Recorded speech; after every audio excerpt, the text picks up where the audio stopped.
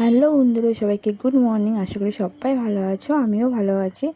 তোমাদের আশীর্বাদেও ভালোবাসাই তো, বড়দেরকে প্রণাম, ছোটোদেরকে আমার আন্তরিক ভালোবাসা। তো দেখো, এখন বাজে 7:30 সকাল। দেখতে পাচ্ছ বাইরে কী রোদ, এত রোদে না কাজ করলে যাত্রার মাথা ঘুরে যাবে। তো দেখো, সকাল উঠে আমি রান্নাটা চাপিয়ে দিয়েছি, ঘরে ঝাড়টা দিয়ে নিচ্ছি। ঘরের দিকে ঝাড়টা দিয়ে দেওয়া হয়ে গেছে। এবার তোমার পুরো উঠোনটা ঝাড় দেওয়া হয়ে গেছে। তারপর জামা কাপড় কিছু মেলে দিয়েছি, দেখতে পাচ্ছ। আসলে সবসময় তো ভিডিও অন করতে মানে ভিডিও করতে পারি না, যেহেতু আমার স্ট্যান্ড নেই, তার মধ্যে ক্যামেরা ধরার লোক নেই, সবসময় পজিশন ভালো থাকে না। তো দেখো, ছেলেকে আবার খাবিয়ে নিচ্ছি, ওই যে ডিম সেদ্ধ আর পেঁপে আলু। তারপর দেখো, ছেলে একা স্কুলে ড্রেস পরছে, কেননা ও স্কুলে যাবে, ওটা 9:30 থেকে স্কুল বসে। তো বলছে, মা আমি আজকে একা পরবো। তো যখন সময় থাকে তখন দিই একা পরার জন্য।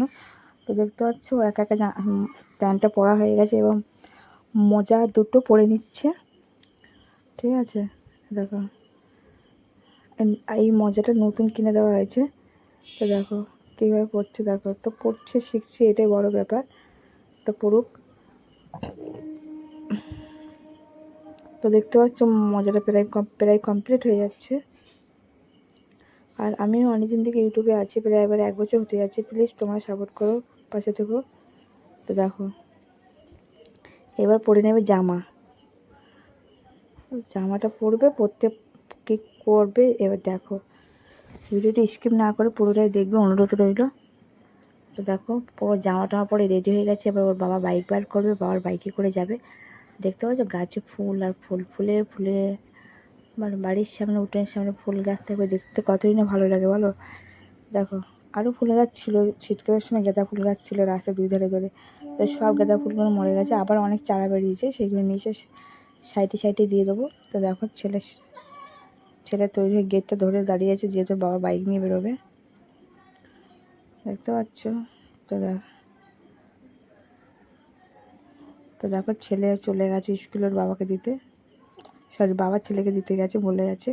তো দেখো, আমি এবার চাটা খেয়ে নেবো, কারণ ছেলে চলে যাওয়ার পরেই খাই, তার আগে সময় হয় না। তো রান্না বান্না কাজ, ছেলেকে খাওয়ানো থাকে, ওই জন্য সময় হয় না। তো দেখো, আমার চা খাওয়া কমপ্লিট। এবার বিছানাটা তুলে নেবো। দেখতে পাচ্ছি বিছানাটা একটা করে তুলে নিচ্ছি।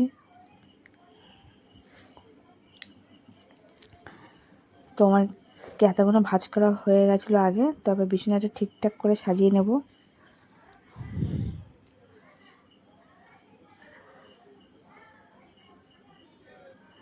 তো দেখতে পাচ্ছ বিছানাটা এবার তোমাদের দাদাভাই চলে এসছে, জানলাতে দেখা যাচ্ছে মাছ নিয়ে এসছে। প্রথমে পেঁপে আলু রান্না করেছিলাম, পরে আবার মাছ নিয়ে এসে মাছটা ভেজে তরকারিতে দিয়ে দেবো। তো আমি বিছানাটা গুছিয়ে নিচ্ছি একটা করে।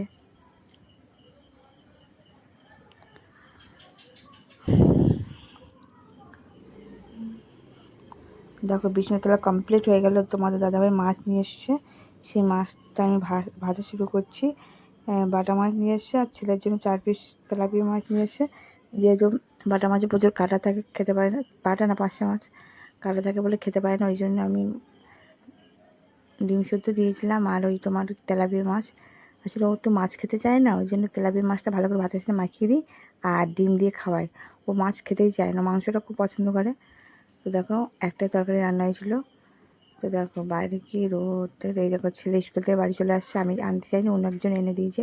তো দেখো অ্যাক্টিংটা দেখো, মনে হচ্ছে কলেজ থেকে বাড়ি আসছে। তোকে বুঝতে দেয়নি যে আমি ক্যামেরা করছি, কিন্তু হয়তো বুঝে গেছিলো যে সবসময় ক্যামেরা করি, তো ভেবেছে যে ক্যামেরা করছে।